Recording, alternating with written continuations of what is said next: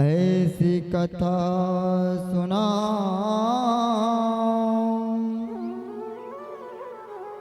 आत्मा परमात्मा से मिल जा।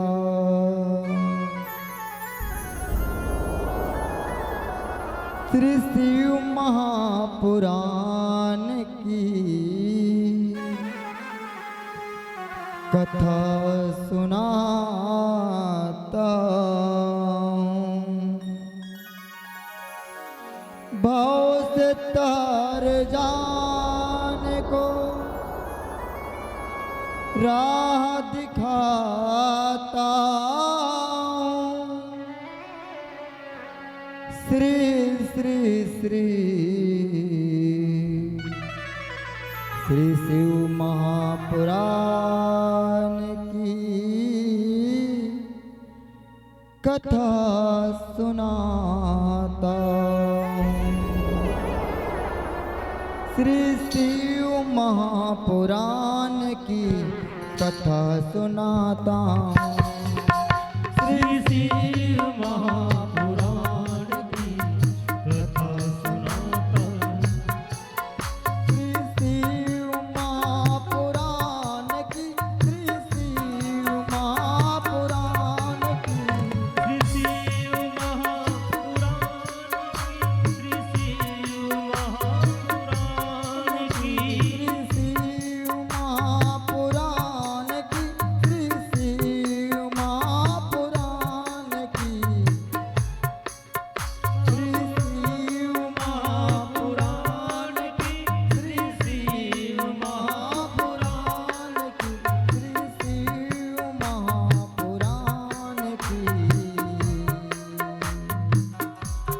बोले बच्चों, मैंने प्रथम दिवस ही कहा था आप सबसे, जितने माताएं हैं ना, आप सभी आदि शक्ति माँ जगदम्बा स्वरूपा माँ उमा भवानी है। इस और जितने भी गुरुवर हैं, आप साक्षात बाबा भोलेनाथ के स्वरूप हैं। तो आओ साथ मिलकर के बाबा भोलेनाथ की कथा का अनुसरण करते हैं, कुछ कथा सुनते हैं और कुछ कथा सुनाते हैं। हम समस्त गुरु भाई मिलकर के बाबा भोलेनाथ के चरणों में ध्यान लगाते हैं। श्री शिव महापुराण कहती है, जिसने भी बाबा भोलेनाथ को ध्यान किए हैं, उन्हें शिव पद की प्राप्ति हुई है। तो आओ साथ मिलकर के गाएं। श्री शिव महापुराण की कथा सुनाते हैं। श्री शिव महापुराण की कथा सुनाते हैं। श्री महापुराण की, श्री शिव महापुराण की, शिव महापुराण की, शिव महापुराण की। क्या कहते हैं बाबा भोलेनाथ? व्यास नारायण जी कहते हैं, श्री शिव महापुराण की, श्री शिव महापुराण की, शिव महापुराण की, शिव महापुराण की। एक ऐसी कथा बच्चों जो भव से तारने वाली है। एक ऐसी कथा जो जन जन की कल्याण करने वाली है। श्री व्यास नारायण जी कहते हैं,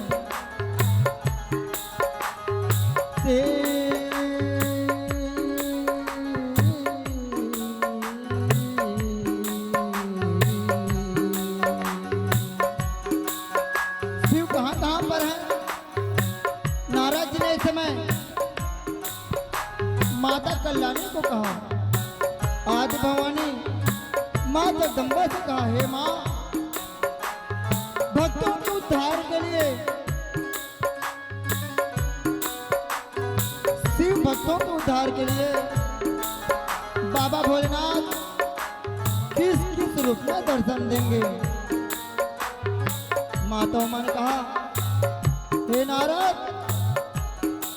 बाबा भोलेनाथ को आप साकार रूप में दर्शन कर सकते हैं, अर्थात शिवलिंग के रूप में दर्शन कर सकते हैं और निराकार भी हैं। हर जीव में आप उनका दर्शन कर सकते हैं। व्यास नारायण जी जो हैं, नारद जी जो हैं, हाथ जोड़कर खड़े हो गए और हर जीवों में, समस्त जीवों में बाबा भोलेनाथ के दर्शन करने लगे। व्यास नारायण जी कहते हैं, शिव में है जगत सारा, शिव मैं जगत में सारा शिव में है जगत सारा, शिव है जगत के सारा सारा सारा शिव में है जगत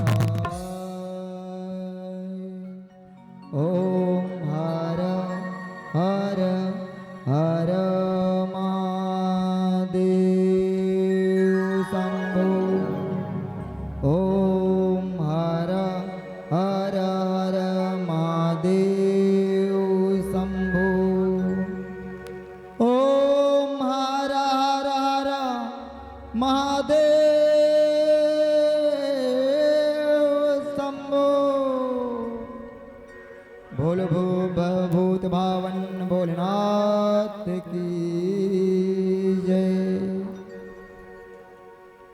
आओ भक्तों, आज मैं समस्त शिव भक्तों को हर तालिका कथा से प्रारंभ करता हूं। हर तालिका अर्थात तीज का त्योहार बड़ा ही पावन कथा है भक्तों। हाँ, समस्त शिव भक्तों के कष्ट को हरने वाली है,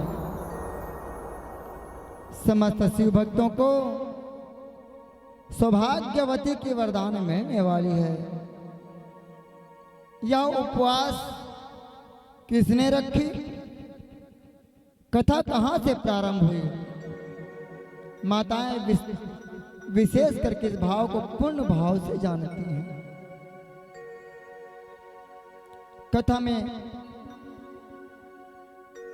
भाव को लेने के लिए वैसे तो हमारे हिंदू सनातन धर्म में भक्तों 18 पुराणों का उल्लेख है। कितना पुराणों का? 18 पुराणों का उल्लेख है। मेरे साथ आप सब दोहराएंगे। सर्वप्रथम है 4 वेद। कितने वेद? 4 वेद। कौन कौन से? कोई पूछ दिए तो क्या बताएंगे? क्योंकि हमारे हिंदू सनातन धर्म का कई जगहों पर उपहास किया जाता है। क्यों उपहास करते हैं? कुछ शब्दों भाव को हमसे प्रश्न करते हैं और हम नहीं बता पाते, तो कहते हैं इनके धर्म की बात इनको ही नहीं पता। तो 4 वेद हैं, 18 पुराण हैं। मेरे साथ दोहराएंगे। ऋग्वेदम भावा। ऋग्वेद लगभग 10,599 श्लोक हैं। ओम यजुर्वेदम भावः 1975 श्लोक हैं भक्तों। सामवेदो भावा। सामवेद में 1875 श्लोक हैं। अथर्ववेद में 5970 श्लोक हैं। ये 4 वेद हैं। पुराणों में अगर विचार करें तो 18 पुराण हैं। मेरे साथ दोहराएंगे। सर्वप्रथम ब्रह्म पुराण 10,000 श्लोक है। पद्म पुराण 55,000 श्लोक हैं। विष्णु पुराण 33,000 श्लोक हैं। विष्णु पुराण में कितने हैं? 23,000 श्लोक से हैं। और पद्म पुराण में सबसे ज्यादा 55,000 श्लोक से हैं। शिव पुराण में 24,000 श्लोक से हैं। श्रीमद् भागवत पुराण में 18,000 श्लोक हैं।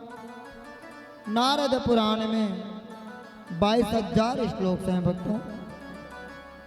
श्री मार्कंडेय पुराण में 9,000 श्लोक से हैं। श्री अग्नि पुराण में 15,000 श्लोक से हैं। भविष्य का पुराण जो हमें भविष्य, आज जो विज्ञान जो विचार करती है, या भविष्य पुराण आज से कई हजार साल पहले उन्होंने भविष्यवाणी करके रख दी। धन्य है उन ऋषि मुनियों को जिन्होंने अपने भक्तिमय भाव के साथ पूर्व काल से ही 18 वेदों की रचना करी। ब्रह्म व्यवर्त पुराण 18,000 श्लोक से हैं। लिंग पुराण में 11,000 श्लोक से हैं। वराह पुराण में 24,000 श्लोक से हैं। स्कंद पुराण 81,100 श्लोक से हैं। 81,000। वामन पुराण में 10,000 श्लोक से हैं। कूर्म पुराण में 17,000 श्लोक से हैं। मत्स्य पुराण में 14,000 श्लोक से हैं। गरुड़ पुराण में 19,000 श्लोक से हैं। और ब्रह्मांड पुराण में आपका भक्तों 12,000 श्लोक से हैं। इस प्रकार से 4 लाख श्लोक से हमें बाबा भोलेनाथ के चरणों में आने का पुण्य पावन अवसर प्राप्त होता है। यह 18 पुराण हमें यहाँ सिखाती है कि हमें अपने माता और पिताओं की कैसे सम्मान करना चाहिए, गुरुओं का आज्ञा का पालन कैसे करना चाहिए। कल हम सब ने श्री गणेश के विवाह के संदर्भ में हमें देखे। चतुर्थ दिवस में आप सब ने श्री गणेश की उत्पत्ति की कथा सुनी। श्री गणेश को प्रथम पूज्य का स्थान इसलिए मिला क्योंकि उन्होंने पृथ्वी की परिक्रमा नहीं की। किनकी परिक्रमा की? अपने माता पिता की परिक्रमा की। क्योंकि हे भक्तों, माता पिता के चरणों में है चारों धाम। माता पिता के चरणों में है चारों धाम। त्राहि माम त्राहि माम, त्राहि माम, त्राहि माम, त्राहि माम, त्राहि माम। माता पिता के चरणों में है चारों धाम, माता पिता के चरणों में है चारों धाम। त्राहि माम, त्राहि माम, त्राहि माम, त्राहि माम, त्राहि माम।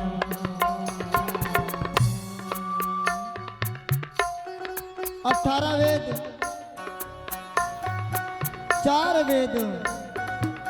कितने वेद हैं भक्तों? 18 वेद हैं कि 4 वेद हैं? बहनी मन बताओ ना।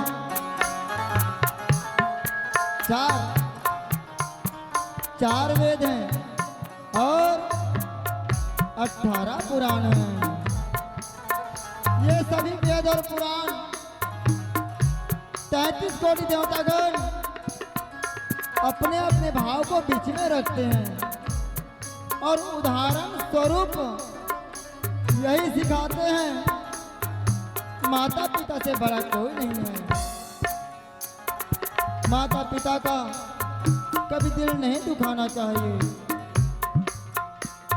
गुरुदेव का सदा सम्मान करना चाहिए। तो आओ आप सब अंतर मन से ध्यान करें और विचार करें, भावपूर्ण प्रणाम करके आएंगे। जैसे कल हम सब बाबा भोलेनाथ के दरबार गए ना, ठीक उसी प्रकार से बाबा भोलेनाथ कहते हैं, जो अपने माता पिता का नहीं हो सका वो संत समाज का नहीं हो सकता। तो हे भक्तों, माता पिता के बड़े कर न कोई, माता पिता के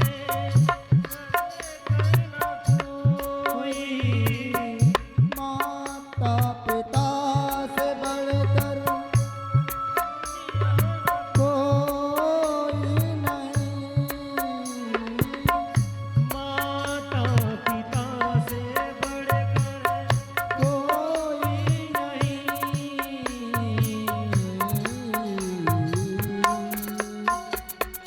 त्राहि माम, त्राहि माम, त्राहि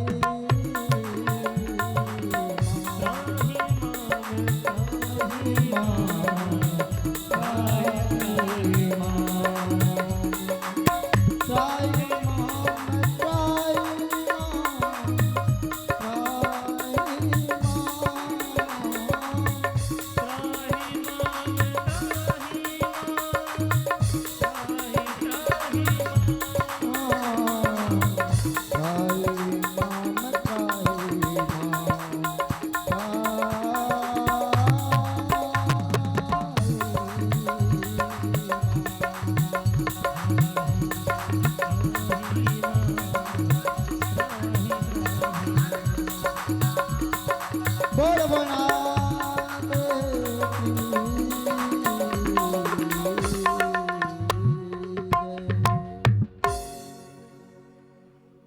4 वेद 18 पुराण से भक्तों हमें यही सिखाती, 4 लाख ही श्लोक मिले हमें हिंदू सनातन धर्म को हिंदुत्व पर विचार करने के लिए। किसके लिए?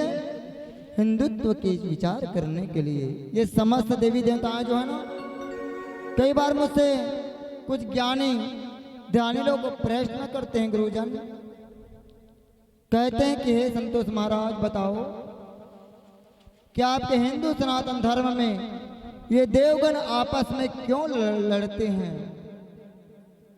अन्य धर्म के देवता तो आपस में नहीं लड़ते, आपके हिंदू सनातन धर्म के गुरुजन देवगण आपस में क्यों लड़ते हैं?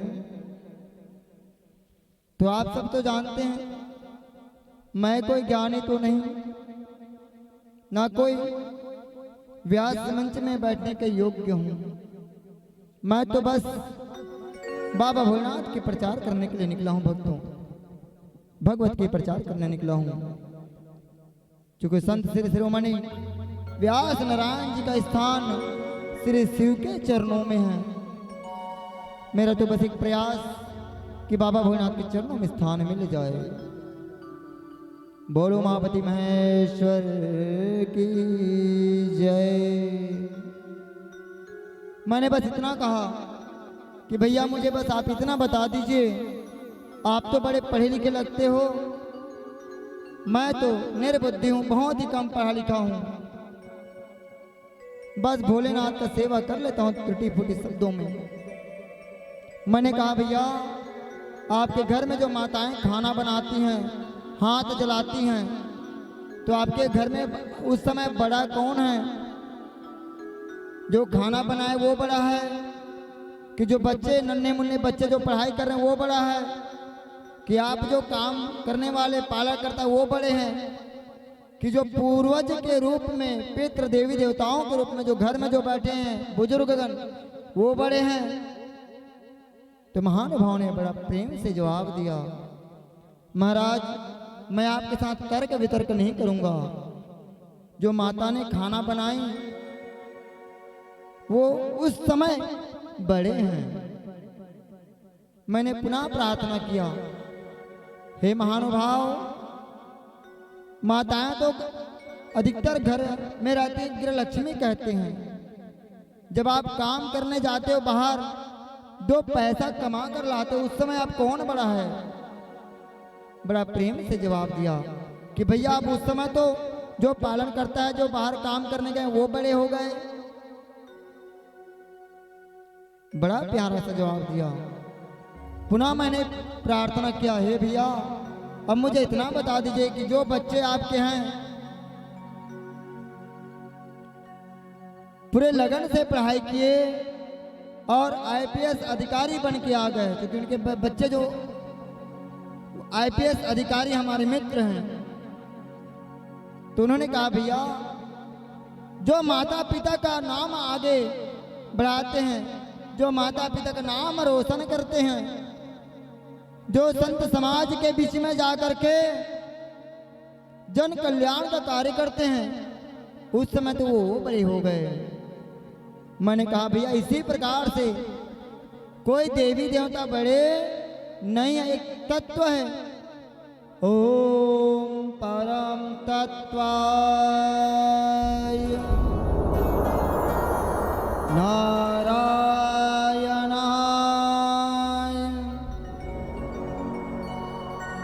गुरुभ्यो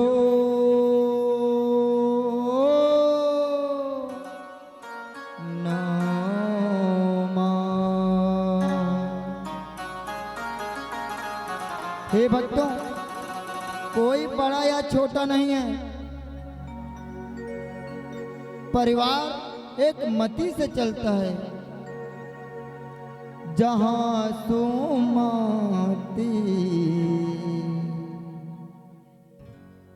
जहां सुमति होती हो ना वहां ईश्वर का वास होता है। आदि कल्याणी मां जगदम्बा मां लक्ष्मी का वास होता है भक्तों। जहां कुमति विपत्ति नाना, जहां सुमति धन्य बखान, बखान होती वहां पे। किनके परिवार के माताएं बहुत अच्छी हैं भैया, इनके परिवार के बच्चे बड़ा आज्ञाकारी हैं, स्वाभिमानी हैं, बातों को समझते हैं, विचारों को समझते हैं, सबका सम्मान करते हैं। जहां कुमति, और जहां कुमति होती है वहां पे क्या अच्छा, पहचान क्या उनकी? कुमति का अर्थात बात बात पर विवाद करना, अनावश्यक विवाद। और आज के विडंबना देखो, 100 में से 95% के घरों में यही होता है, अनावश्यक विवाद करते हैं। तनिक ये भी नहीं सोचते कि क्या छोटी छोटी बातों पर विवाद करना चाहिए क्या? चलिए संदर्भित विचार को अपने अपने विचारों पर छोड़ते हैं। क्योंकि गृहस्थ आश्रम में जैसे गाड़ी जो होती ना भैया, उसमें 4 पहिया होता है, 4 चक्का होता है। उसी प्रकार से घर में भी 4 लोगों का सहयोग अगर हो, सुमति हो, तो माता लक्ष्मी के आने में देर नहीं, बाबा भोलेनाथ के आने में देर नहीं। किंतु सुमति ना हो तो फिर तो बड़ा विपत्ति का समय होता है भक्तों। तो आओ, धन्य मां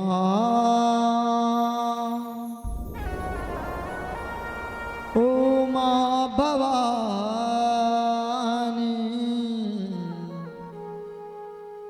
आज माता उमा भवानी बाबा भोलेनाथ को पाने के लिए हरतालिका व्रत रखी है।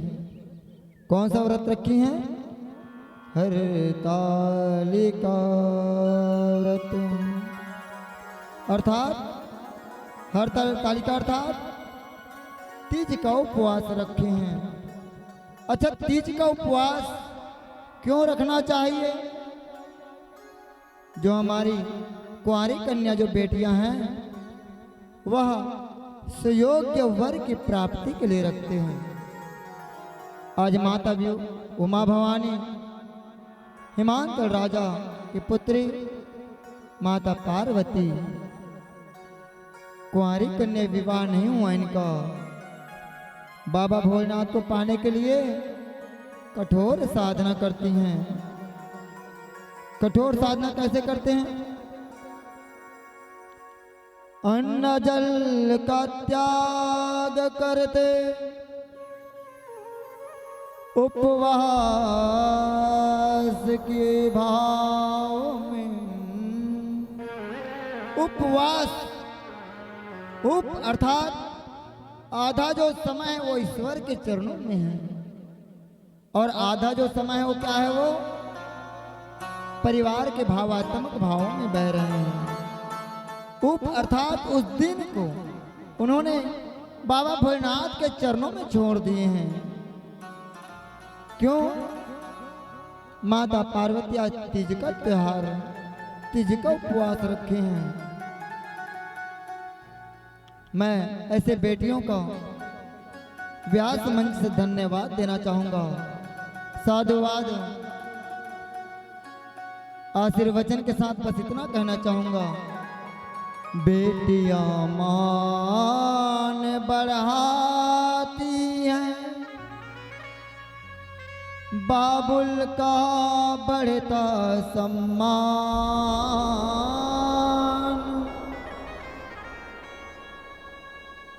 सुयोग्य पति पाने को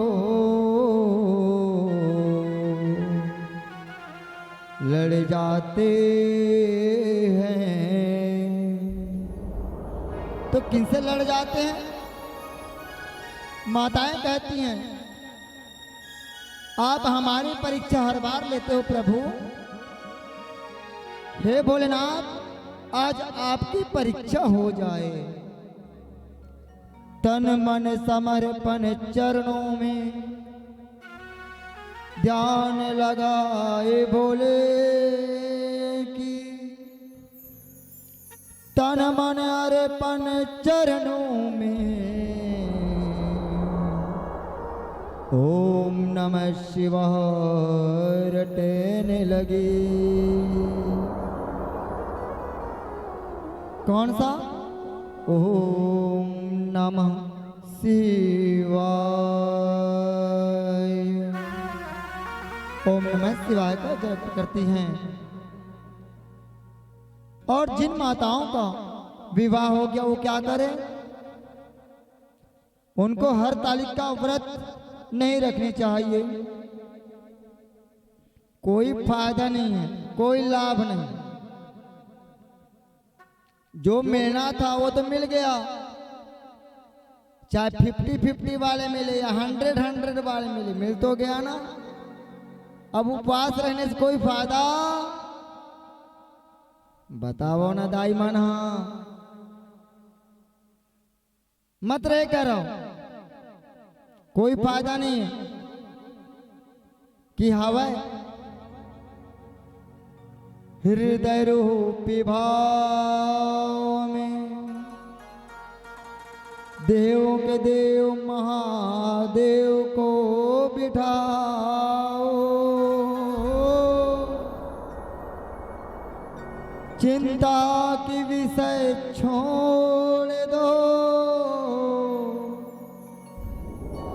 चारी चुगली से मुक्ति पाओ। उपवास अर्थात उस दिन बाबा भोलेनाथ के चरणों में ध्यान लगा दो। किसी के भी संदर्भित कोई भाव नहीं लेना है, किसी के भी संदर्भित कोई भाव कोई विचार नहीं रखना है। मैंने कई बार माताओं को देखा है, उपवास जरूर रहेंगे किंतु 4 बार लड़ाई जरूर करेंगे। दिक्कत नहीं है, ऐसे झाड़ू करते और झाड़ू लगा। आज उपास हो बहनी, अब बड़े प्यास लगे।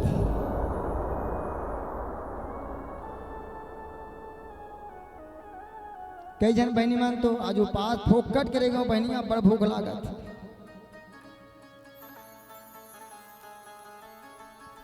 कई जन बहनी मन कहा कि कुछ खा सकथन का उपवास में भूख लागत। तस्यानी मन कहा कि थे नहीं खावाए, नहीं खावाए, हर तारीख का उपवास में नहीं खावाए। पानी पी सकथन का? नहीं पिया, पानी तक को नहीं पिया। तजने मरी है? नाम बड़े दर्शन छोटे, तो कैसे रहना चाहिए? 4 बार खाओ खाना, 4 बार खाना खाना चाहिए, भोलेनाथ ना मनाना चाहिए। ये हर ताली का उपवास। कौन कौन बहनी मारी था उसने उपवास हाथ ऊपर करा था? करो ना फिर था 4 गाँव खाना खा के हमारे सरपंच दायरे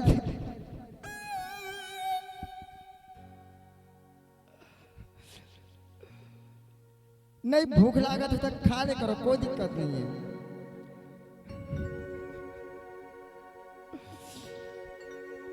प्रेम से परमेश्वर की